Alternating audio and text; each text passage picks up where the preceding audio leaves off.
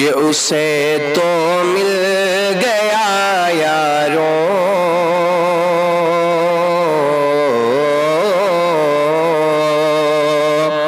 اسے تو مل گیا یاروں سہارا غوث اعظم کا اسے تو مل گیا یاروں سہارا غوث اعظم کا کہ اسے تو مل گیا یاروں سہارا غوث اعظم کا اسے تو مل گیا یاروں سہارا غوث اعظم کا ہوا ایک بار بھی جس کو ہوا ایک بار بھی جس کو نظارہ غوث اعظم کا ہوا ایک بار بھی جس کو نظارہ غوث اعظم کا حضور سیدی سرکار غوث اعظم رضی اللہ تعالیٰ عنہ کی کرامت کے حوالے سے یہ شعر بھی میں آپ کے سامنے حاضر کر رہا ہوں، سماعت کر لیں آپ حضرات کہ جو ڈوبی تھی کوئی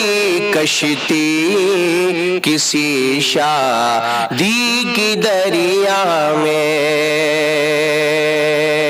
جو ڈوبی تھی کوئی کشتی کسی شادی کی دریا میں جو ڈوبی تھی کوئی کشتی کسی شادی کی دریا میں کہ جو ڈوبی تھی کوئی کشتی کسی شادی کی دریا میں جو ڈوبی تھی کوئی کشتی کسی شادی کی دریا میں وہ باہر آ گئی پا کر وہ باہر آ گئی پا کر اشارہ غوث اعظم کا وہ باہر آ گئی پا کر اشارہ غوث اعظم کا ہوا ایک بار بھی جس کو نظارہ غوث اعظم کا بات بھی حقیقت ہے میرے عزیزو کہ حضور سیدی سرکار غوث اعظم رضی اللہ تعالیٰ عنہ کا چاہنے والا، آپ کا مرید، آپ کی محبت اپنے دل میں رکھنے والا آپ کو کہیں سے بھی پکارتا ہے، اس پر کیسی بھی مصیبت آ جائے تو حضور سیدی سرکار غوث اعظم رضی اللہ تعالیٰ عنہ خود فرماتے ہیں کہ میں اس کی مصیبت میں وہاں جا کر کے کام میں آتا ہوں اور اس کی مدد فرماتا ہوں کہ پکارا المدد یا غوث اعظم جس نے بھی فوراً کہ پکارا المدد یا غوث اعظم جس نے بھی فوراً پکارا المدد یا غوث اعظم جس نے بھی فوراً پکارا المدد یا غوث اعظم جس نے بھی فوراً پکارا المدد یا غوث اعظم جس نے بھی فوراً ملا اس کو مصیبت میں ملا اس کو مصیبت میں سہارا غوث اعظم کا ملا اس کو مصیبت میں سہارا غوث اعظم کا ہوا ایک بار بھی جس کو نظارہ غوث اعظم کا فرشتوں نے مجھے حیرت سے دیکھا قبر میں یارو، فرشتوں نے مجھے حیرت سے دیکھا قبر میں یارو، فرشتوں نے مجھے حیرت سے دیکھا قبر میں یارو، کہ فرشتوں نے مجھے حیرت سے دیکھا قبر میں یارو، فرشتوں نے مجھے حیرت سے دیکھا قبر میں یارو، کب کہ میری جانب ہوا جس دم، میری جانب ہوا جس دم اشارہ غوث اعظم کا، میری جانب ہوا جس دم اشارہ غوث اعظم کا ہوا ایک بار بھی جس کو نظارہ غوث اعظم کا۔ اور یاد رکھنا میرے عزیزو، جو لوگ یہ کہتے ہیں کہ غوث اعظم کی کوئی شان نہیں، غوث اعظم کا کوئی مرتبہ نہیں، وہ تو مر کر کے مٹی میں مل گئے معاذ اللہ، کسی کی مدد نہیں کر سکتے۔ کچھ لوگ ایسے بھی دنیا کے اندر موجود ہیں جو حضور سیدی سرکار غوث اعظم کی کرامت کا، آپ کے مقام کا، آپ کے مرتبے کا انکار کرتے ہیں۔ لیکن یاد رکھنا، جو میرے غوث اعظم کی شان میں گستاخی کرتا ہے تو اس نے صرف غوث اعظم کی شان میں گستاخی نہیں کی بلکہ اللہ کے حبیب کی شان میں گستاخی کر دی۔ اور جو غوث اعظم کا پیارا ہے، غوث اعظم سے جو پیار کرتا ہے، غوث اعظم جس کو اپنا پیارا بنا لے تو یاد رکھنا وہی آقا کریم صلی اللہ تعالی علیہ وسلم کا پیارا بن جاتا ہے۔ اور حقیقت میں جسے بھی سید عالم سے نسبت ہے، حقیقت میں جسے بھی سید عالم سے نسبت ہے، کہ حقیقت میں جسے بھی سید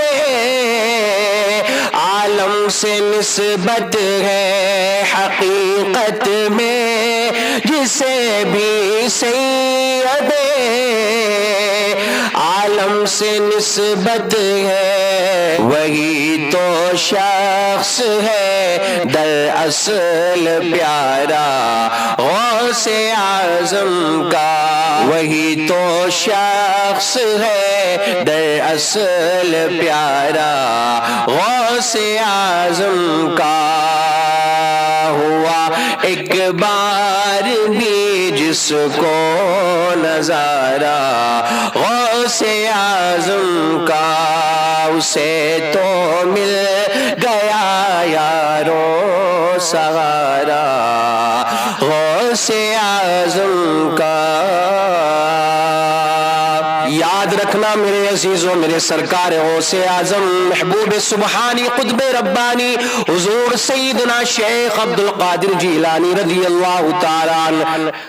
بڑے پیر روشن ضمیر حضور سیدی سرکار غوث اعظم رضی اللہ تعالیٰ عنہ کا بہت بڑا مقام ہے، آپ کا بہت بڑا مرتبہ ہے، آپ کی بہت بڑی فضیلت ہے۔ اور آؤ میں آپ کو بتاتا ہوں کہ سرکار غوث اعظم رضی اللہ تعالیٰ عنہ کا مقام بارگاہ رب العزت میں کیسا ہے، آپ کا کیا مقام ہے۔ میرے آقا کریم صلی اللہ تعالیٰ علیہ وسلم نے ایک مرتبہ حضرت سیدنا علی المرتضی رضی اللہ تعالیٰ اور حضور سیدنا عمر فاروق اعظم رضی اللہ تعالیٰ عنہ کو حضرت اویس قرنی کے پاس بھیجا،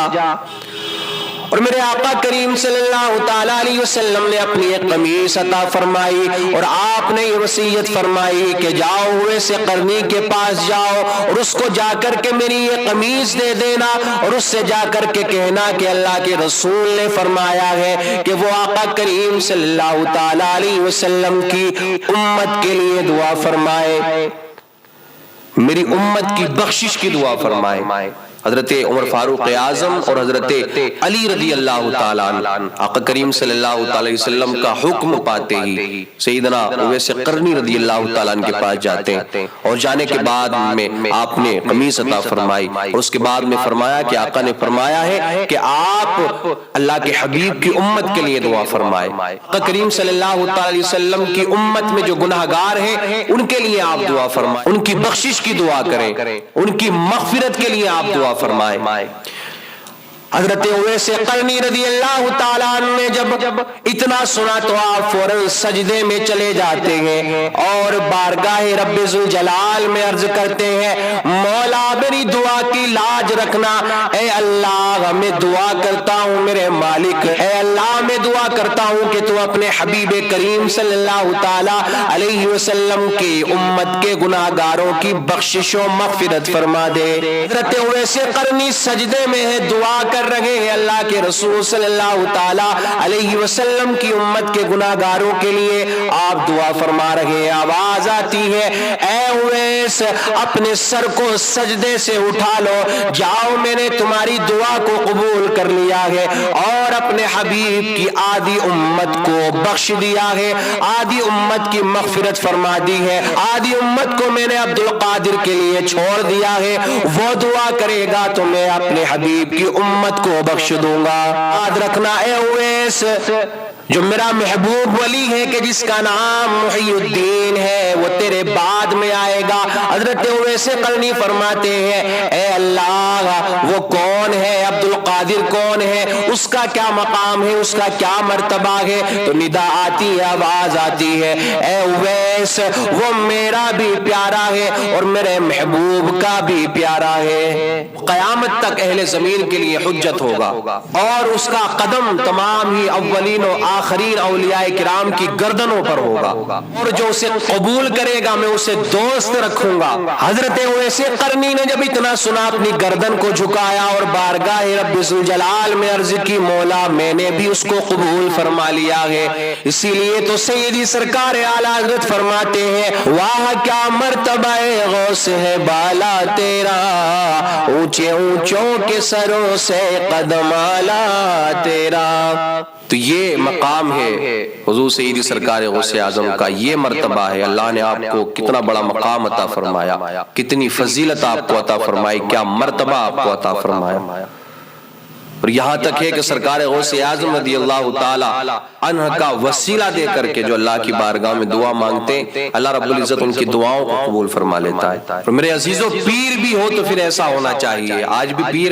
ہوتے ہیں نا کہ جنہوں نے اپنا کاروبار بنا رکھا ہے، پیری مریدی کو ان لوگوں نے کاروبار بنا لیا، اپنی اپنی دکانیں کھول کر کے بیٹھے ہیں کہ جن کو نہ نماز کی فکر ہے، نہ کوئی دین سے کوئی ان کو سروکار ہے، نہ دین سے کوئی لگاؤ ہے، بس اپنی جیب میں ان کو بھرنا ہے۔ لیکن پیر بھی کیسا ہونا چاہیے کہ سرکار غوث اعظم رضی اللہ تعالیٰ عنہ آپ کیسے پیر ہیں کہ آپ اپنے مریدوں کے لیے دعا بھی کرتے ہیں، تو کیسی دعا کرتے ہیں؟ اے اللہ جب میرے مریدوں کو موت آئے ایمان سے ہی سلامت ہو۔ حضرت سہیل ابن عبداللہ رضی اللہ تعالیٰ عنہ فرماتے کہ ایک مرتبہ سرکار غوث اعظم رضی اللہ تعالیٰ عنہ اچانک بغداد والوں کی نظر سے غائب ہو گئے۔ سارے لوگوں نے تلاش کیا، ڈھونڈا اپنے پیر کو، تو کیا دیکھتے ہیں کہ آپ دریا کے کنارے بیٹھے ہیں، دریا کی مچھلیاں آتی ہیں اور دست بوسی کر کے چلی جاتی ہیں۔ اسی اثنا میں ظہر کا وقت ہو گیا، ایک مسلح حضرت سلیمان علیہ الصلوۃ والتسلیم کے تخت کی طرح اڑتا ہوا آیا اور وہ اسی طرح ہوا میں معلق ہوا اور بچھ گیا۔ اس کے اوپر 2 سطریں لکھی ہوئی تھی۔ پہلی سطر کیا تھی جو قرآن مقدس کی آیت کریمہ ہے، الا ان اولیاء اللہ لا خوف علیہم ولا هم يحزنون۔ دوسری سطر یہ تھی برکاتہ علیکم اہل البیت انہ حمید مجید۔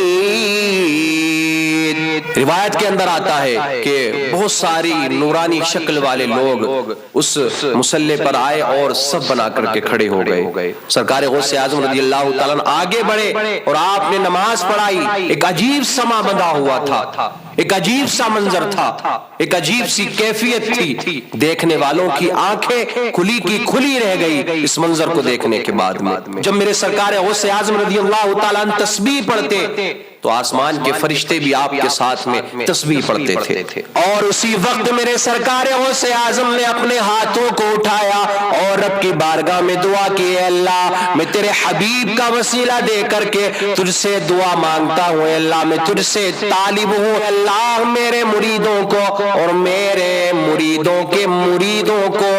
جب موت آئے, جب ان کا آخری وقت ہو تو اے اللہ ان کا ایمان صحیح سلامت ہو, یعنی میرے مریدوں کا خاتمہ ایمان پر ہو. حضرت سہیل رضی اللہ تعالیٰ فرماتے ہیں کہ جب سرکار غوث اعظم نے یہ دعا فرمائی تو فرشتوں کی ایک بڑی جماعت نے آپ کی دعا پر آمین کہا تھا. اور اس وقت ایک آواز آئی تھی, اے عبد القادر مبارک ہو, بشارت ہو, خوشخبری ہو کہ ہم نے تمہاری دعا کو قبول کر لیا ہے.